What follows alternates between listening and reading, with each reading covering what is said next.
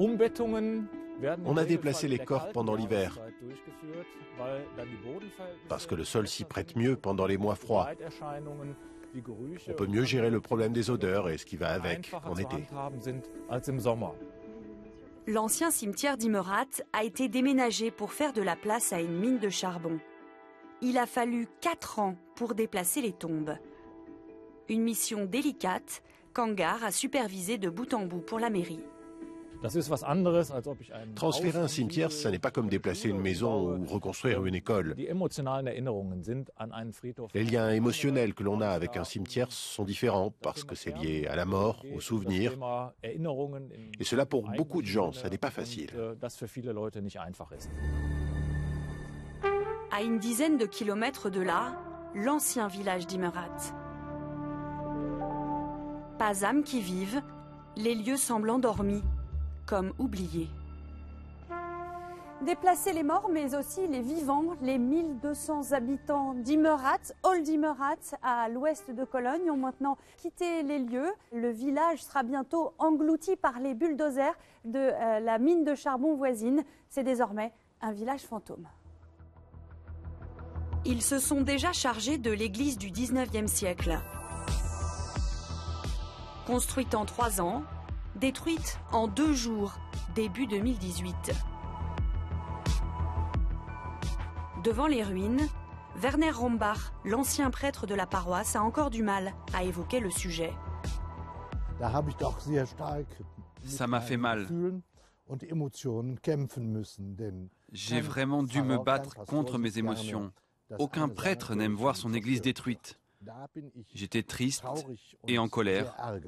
Ceux qui détruisent la culture détruisent le peuple. Quand on s'en prend à la culture, cela veut dire que l'on maltraite aussi les gens. Cette église, Marc a voulu la garder en lui pour toujours. C'est pour le souvenir. Certains se font tatouer sans que ça ait du sens. Moi, j'ai perdu mon chez-moi.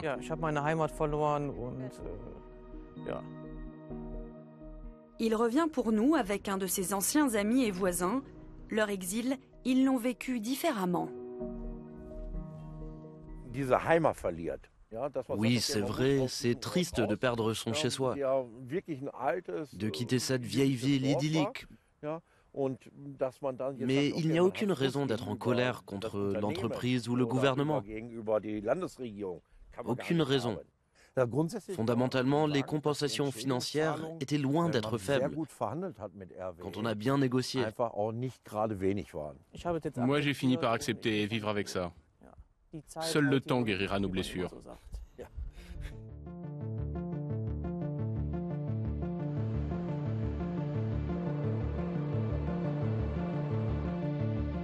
Voilà pourquoi on déplace des villages entiers. La lignite, qu'on appelle aussi le charbon brun.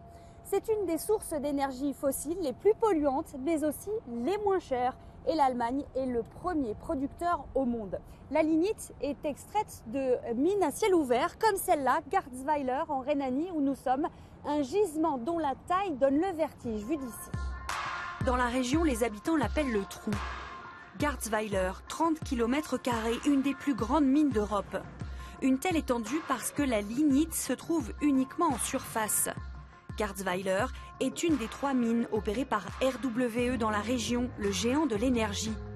En Rhénanie du Nord, État le plus peuplé d'Allemagne, extraire plus de minerais implique de déplacer des gens. Qu'est-ce que vous répondez à ces gens qui sont tristes ou en colère parce qu'ils ont perdu leur maison ? Les villes, les familles, les entreprises reçoivent une compensation financière pour leur propriété. Et cette indemnisation est juste. Personne n'en parle dans les discussions publiques ou politiques. Ça montre bien que c'est une indemnisation juste et généreuse. D'accord, vous les indemnisez pour leurs pertes, mais vous avez un chiffre global à nous donner ? Nous avons indemnisé les populations et les villes en échange de leurs propriétés. Ça fait des centaines de millions d'euros au fil des années. Alors votre argument, c'est que l'intérêt général en Allemagne pour la fourniture d'électricité passe avant le destin de ces gens ? La première raison pour laquelle nous faisons cela, c'est que l'Allemagne a besoin de lignite pour se fournir en électricité. Et on doit toujours trouver un juste équilibre entre l'intérêt général et les intérêts des individus. En Allemagne, la décision a été prise. Pour de nombreuses années à venir, la lignite est nécessaire pour fournir de l'électricité au pays. Nous n'en saurons pas plus. Le montant total des indemnisations est ultra secret. Ces mines à ciel ouvert, c'est un sujet extrêmement sensible en Allemagne. Officiellement, le pays est en pleine transition énergétique. Fini le nucléaire, remplacé par les renouvelables. Début 2017, le pays a même battu des records écolos, 35% de son électricité issue des barrages, éoliennes et panneaux solaires. Mais pour autant, cela ne veut pas dire que l'Allemagne se débarrasse de son addiction au charbon. Elle représente 40% de l'énergie dans le pays. À elle seule, la lignite fournit un quart de l'électricité en Allemagne. Mais la roche brune est extrêmement polluante, beaucoup plus d'ailleurs que le charbon classique. L'Allemagne a d'ailleurs renoncé à ses objectifs de réduction de gaz à effet de serre de 40% d'ici 2020. Quand on fait monter en puissance les renouvelables, ça ne veut pas dire qu'on peut se débarrasser du charbon très facilement. Parce qu'il y a des jours où il n'y a pas de vent, pas de soleil. Et votre capacité électrique doit rester stable.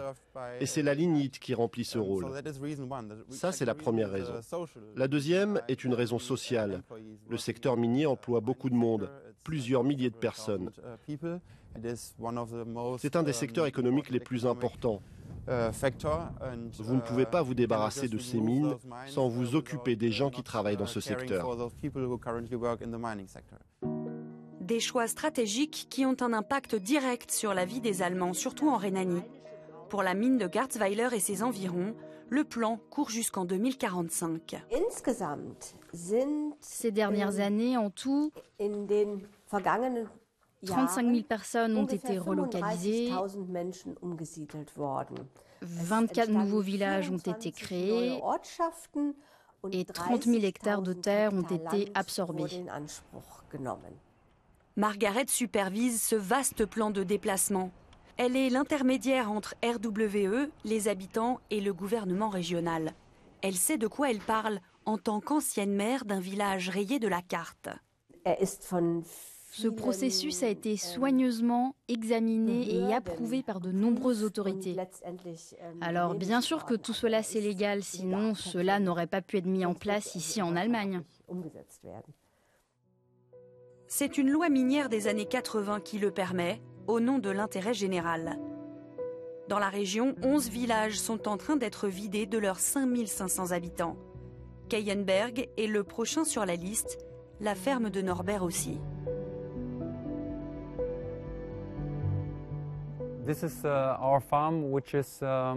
Cette ferme est dans la famille depuis 60 ans. Elle a été construite en 1863. C'est une ferme typique de la région du Rhin. C'est chez nous, un endroit vraiment particulier pour nous. Je connais chaque pierre ici, chaque recoin a son histoire. L'expropriation guette la famille, alors Norbert négocie son indemnisation bec et ongle. Contre ses bâtiments de ferme de 8000 m², RWE lui en propose pour l'instant 2000. Les bulldozers sont déjà à sa porte. Cette vision est irréelle pour moi. J'aimerais montrer à mes petits-enfants d'où je viens, mais je ne peux pas. C'est très triste parce que pour nous, il est trop tard. Ma famille va déménager, aller ailleurs et rêver au bon vieux temps. Vous savez, c'est David contre Goliath. Ce que je peux faire maintenant, c'est ça. Dire aux gens à l'étranger ce qui se passe en Allemagne, dans un pays développé, un des plus gros pollueurs d'Europe. C'est incroyable. Très peu de procès ont été intentés à RWE. La famille, elle, doit être partie d'ici 2021. Et dans le village, l'exode a déjà commencé. Votre village, on dirait presque un village fantôme. Oui, on n'en est pas loin. Tout est fermé? Oui, comme ce magasin qui était l'épicerie du village, où les gens achetaient leurs légumes, leur fromage ou leur pain. C'est fermé depuis l'an dernier. Combien de personnes ont déjà quitté le village? Je dirais 100, 150 personnes. Et personne ne résiste plus? Tout le monde s'en va. Dans les 2 ou 3 prochaines années, tout le monde devra partir. Et si vous dites non, je ne veux pas partir, là l'entreprise vous dira si, l'heure est venue. L'église est condamnée, comme à Imerat. Ici, beaucoup d'habitants se sont résignés à démarrer une nouvelle vie ailleurs avec l'argent proposé. Mais tous n'ont pas abdiqué. À quelques kilomètres à vol d'oiseau, une autre mine, Ambar. Ici, en première ligne, il y a une forêt vieille de 12 000 ans. 90% ont déjà été détruits, mais des zadistes veulent arrêter l'avancée de la mine à n'importe quel prix. Même si ça ne fonctionne pas toujours, s'il se passe des choses graves dans votre pays, alors vous devez agir, sinon rien ne changera jamais. Quand j'étais enfant, j'ai demandé à ma grand-mère ce qu'elle avait fait pendant le nazisme et j'étais fière que ma famille ait fait quelque chose.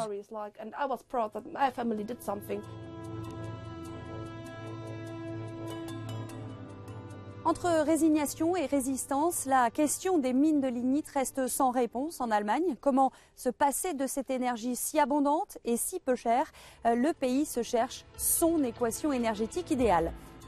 En 2019, des discussions vont commencer pour décider d'une date de sortie définitive du charbon. Ce ne sera sans doute pas avant une vingtaine d'années. En attendant, les mines de lignite vont continuer à grignoter du terrain.